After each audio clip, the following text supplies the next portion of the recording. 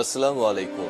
সবাইকে স্বাগত জানাচ্ছি। আমি নাসরুল ইসলাম তন্ময়। শুরুতে বিআরবি কেবল সংবাদ শিরোনাম জানিয়ে দিব আমাদের হাতে থাকা সর্বশেষ গুরুত্বপূর্ণ আপডেট বাংলা সংবাদ। শুরুতেই সংবাদ শিরোনাম। আজ ঢাকায় সমাবেশ করবে বিএনপি। রাজনীতি গরমের কৌশল বিএনপি সহ বিরোধী জোটে। এরপর জানিয়ে দিব বেগম খালেদা জিয়ার মুক্তি হলেই গণতন্ত্রের মুক্তি হবে বললেন বিএনপি নেতা ডাক্তার সাদাত হোসেন। জানিয়ে দিব 1900-তে আওয়ামী লীগকে সভা করার অনুমতি দিয়েছে ডিএমপি কমিশনার। এবারে জানাব লাখেরও বেশি বাংলাদেশি শ্রমিক নেবে মালদ্বীপ। শর্ত পূরণ হলেই ভিসা। এবার বাংলাদেশের শ্রমবাজারের জন্য আরেক সম্ভাবনার দ্বার খুলছে মালদ্বীপ। দেশটিতে 1 লক্ষের অধিক শ্রমিক যাওয়ার সম্ভাবনা রয়েছে।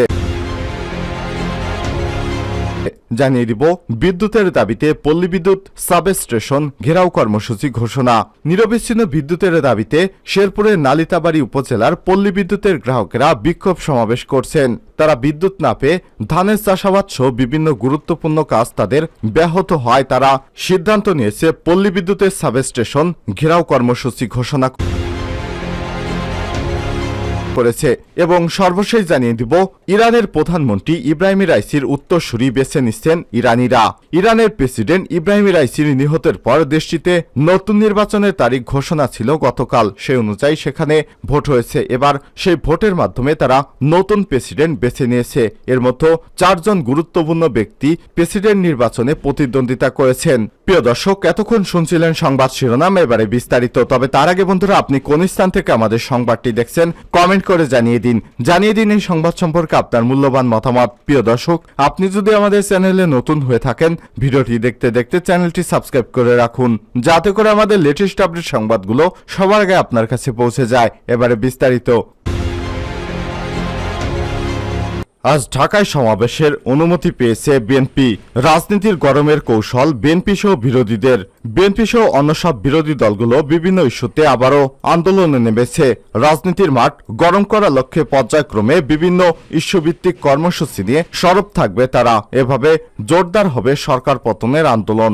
দলের চেয়ারপারসন খালেদা জিয়ার মুক্তির দাবিতে আজ শনিবার ঢাকায় সমাবেশ করবে বিএনপি। এছাড়াও প্রধানমন্ত্রীর সাম্প্রতিক ভারত সফর, কয়েকটি অসম চুক্তি এবং সমঝোতার প্রতিবাদে 3 দিনের কর্মসূচি দিয়ে চরমোনাই পীরের দল ইসলামী আন্দোলন বাংলাদেশ একই ইস্যুতে 5 জুলাই বিক্ষোভ মিছিল করবে গণতন্ত্র মঞ্চ। এই ইস্যুতে মাঠে সক্রিয় হয়েছে গণ অধিকার পরিষদ। শীঘ্রই নতুন কর্মসূচি নিয়ে মাঠে নামার পরিকল্পনা করছে বাংলাদেশ জামাত ইসলাম।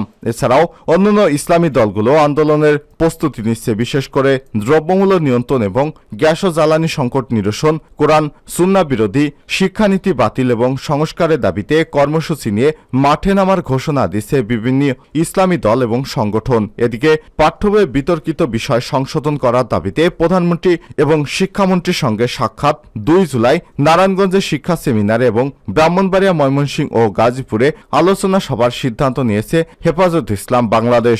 গত 7 জানুয়ারি দ্বাদশ জাতীয় সংসদ নির্বাচন একতরফা এবং ডামি আখ্যা দিয়ে তা প্রত্যাখ্যান এবং বর্জনের ডাক দিয়েছিল বিএনপি সহ 63টি রাজনৈতিক দল।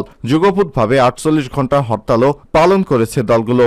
নির্বাচনের প্রায় 1 মাসের মাথায় 26 ও 27 জানুয়ারি কালো পতাকা মিছিল করে বিএনপি সহ মিত্র দলগুলো। 7 জানুয়ারি নির্বাচনের পর সেটি ছিল প্রথম কোনো কর্মসূচি।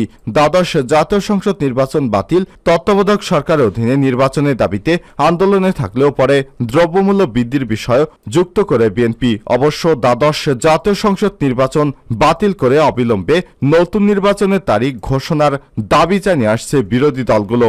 নির্বাচন ইস্যুতে এরপর আর কোনো বড় কর্মসূচিতে দেখা যায়নি বিএনপি এবং এদের মিত্রদের। মাঝখানে গত মে এবং জুন মাসে অনুষ্ঠিত 6ষ্ঠ ধাপের উপজেলা পরিষদ নির্বাচন বর্জন করে বিএনপি সহ বেশিরভাগ বিরোধী দল। এদিকে আগামীর আন্দোলনের গতি আনতে চায় বিএনপির হাইকমান্ড। সেই লক্ষ্যে ঢাকা মহানগর, উত্তর ও দক্ষিণ চট্টগ্রাম ও বরিশাল মহানগরী বিএনপি এবং যুবদলের কেন্দ্রীয় কমিটি ভেঙে দেওয়া হয়েছে। ছাত্রদলের কেন্দ্রীয় কমিটিও নতুনভাবে ঘোষণা করা হয়েছে। গত 15 জুন বিএনপির জাতীয় নির্বাহী কমিটির 39 জন নেতার পদে রদবদল করা হয়েছে। এছাড়াও ফরেন অ্যাফেয়ার্স অ্যাডভাইজারি কমিটি এবং special assistant to the chairperson foreign affairs advisory কমিটির নামে দুটি নতুন কমিটিও গঠন করা হয়েছে। অর্থাৎ দল গুছিয়ে নতুনভাবে আবারও সরকার বিরোধী আন্দোলন জোরদার করতে চায় বিএনপি। আজ ঢাকায় বিএনপির সমাবেশ। গুরুতর অসুস্থ বিএনপি চেয়ারপারসন বেগম খালেদা জিয়ার মুক্তির দাবিতে 3 দিনের কর্মসূচি ঘোষণা করেছে বিএনপি। গত 21 জুন গভীর রাতে শারীরিক অবস্থার অবনতি হলে খালেদা জিয়াকে রাজধানীর এবারকেয়ার হাসপাতালে ভর্তি করা হয়। পরে তার হৃদযন্ত্রে পেসমেকার বসানো হয়। খালেদা জিয়ার মুক্তির দাবিতে বিএনপির ঘোষিত কর্মসূচি অনুযায়ী আজ শনিবার ঢাকার নয়াপল্টনে সমাবেশের আয়োজন করা হয়েছে। এছাড়াও 1 জুলাই মহানগরগুলোতে এবং 3 জুলাই দেশের সব জেলায় জেলায় সমাবেশ করবে বিএনপি। সমাবেশে বড় জমায়েত ঘটিয়ে খালেদা জিয়ার মুক্তির দাবিতে সরকারের উপর চাপ প্রয়োগ করতে চায় বিএনপি। বেগম খালেদা জিয়া মুক্ত হলেই গণতন্ত্রের মুক্ত হবে। চট্টগ্রাম মহানগর বিএনপির সাবেক আহ্বায়ক ডক্টর শাহাদাত হোসেন বলেছেন, বিএনপি চেয়ারপারসন বেগম খালেদা জিয়াকে আওয়ামী লীগ সরকার দীর্ঘদিন ধরে রাজনৈতিক প্রতিহিংসার কারণে গৃহবন্দী করে রেখেছে। তার উপর নির্মম নির্যাতন করা হচ্ছে।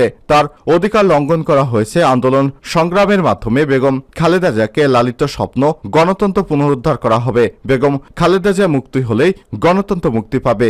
গতকাল বিকেলে নগরীর কাজীরদেউরির নসিমন ভবনে বিএনপির দলীয় কার্যালয় মাঠে আগামী 1 জুলাই বেগম খালেদা জিয়ার মুক্তির দাবিতে কেন্দ্র ঘোষিত বিক্ষোভ সমাবেশ সফল করার লক্ষ্যে চট্টগ্রাম মহানগর বিএনপির প্রস্তুতি সভায় সভাপতির বক্তব্যে সব কথা বলেন তিনি সোমবার বেগম খালেদা জিয়ার মুক্তির দাবিতে চট্টগ্রাম মহানগর বিএনপির বিক্ষোভ সমাবেশ সফল করার আহ্বান জানান। এ সময় ডক্টর শাহাদাত হোসেন বলেন, বেগম খালেদা জিয়ার জনপ্রিয়তাকে জনবিচ্ছিন্ন সরকার ভয় পায়। এজন্য তার উপরে তো জুলুম নির্যাতন করা হচ্ছে। তিনি বাংলাদেশের মানুষের সাহসের বাতিঘর। বন্দী থাকা অবস্থায় সুচিকিৎসার অভাবে খালেদা জিয়ার অসুস্থতারও তীব্র হয় এবং তার জীবন হুমকির মুখে পড়ে। এ সময় তিনি বলেন, আইনগতভাবে বারবার তার জামিনের আবেদন করা হলেও সরকারের হস্তক্ষেপে জামিন দেওয়া হয়নি খালেদা জিয়াকে।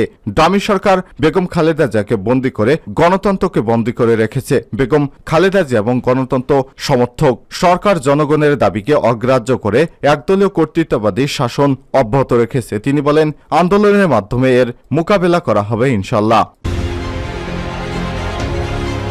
19 আওয়ামী লীগকে সভা করার অনুমতি। বাংলাদেশ আওয়ামী লীগের 75তম প্রতিষ্ঠাবার্ষিকী উপলক্ষে আলোচনা সভার আয়োজন করা হয়েছে। ঢাকা মহানগর দক্ষিণ আওয়ামী লীগ শনিবার 29 জুন বঙ্গবন্ধু এভিনিউতে দলীয় কেন্দ্রীয় কার্যালয়ের সামনে এই সভা অনুষ্ঠিত হবে। আজ এতে প্রধান অতিথি হিসেবে আওয়ামী লীগের সাধারণ সম্পাদক এবং সড়ক পরিবহন ও সেতুমন্ত্রী ওবায়দুল কাদের উপস্থিত থাকবেন বলে জানা গেছে। এদিকে শুক্রবার 28 জুন ঢাকা মহানগর উত্তর ডিএমপি আওয়ামী লীগকে সভার অনুমতি দিয়েছে। দক্ষিণ আওয়ামী লীগের দপ্তর সম্পাদক মোহাম্মদ রিয়াজউদ্দিন রিয়াজকে পাঠানো এক চিঠিতে সব তথ্য জানায় ডিএমপি। এতে সবার জন্য 19টি শর্ত জুড়ে দেওয়া হয়। জানানো হয়েছে, এই অনুমতিপত্র স্থান ব্যবহারের অনুমতি নয়। স্থান ব্যবহারের জন্য সংশ্লিষ্ট কর্তৃপক্ষের নিকট থেকে অনুমোদন নিতে হবে। স্থান ব্যবহারের অনুমতিপত্রে উল্লেখিত শর্তাবলী যথাভাবে পালন করতে হবে। অনুমোদিত স্থানের মধ্যেই সমাবেশ এবং জাতীয় কার্যক্রম সীমাবদ্ধ রাখতে হবে। নিরাপত্তার জন্য নিজস্ব ব্যবস্থাপনায় পর্যাপ্ত সংখ্যক স্বেচ্ছাসেবক অর্থাৎ ভলেন্টিয়ার নিয়োগ দিতে হবে। অনুমোদিত স্থানের বাইরে এবং সড়কের পাশে মাইক বা সাউন্ড ব্যবহার করা যাবে না। অনুমোদিত স্থানের বাইরে বা সড়কের পাশে প্রজেক্টের স্থাপন করা যাবে না। অনুমোদিত স্থানের বাইরে রাস্তায় বা ফুটপাতে কোথাও লোক সমাবেত হওয়া যাবে না।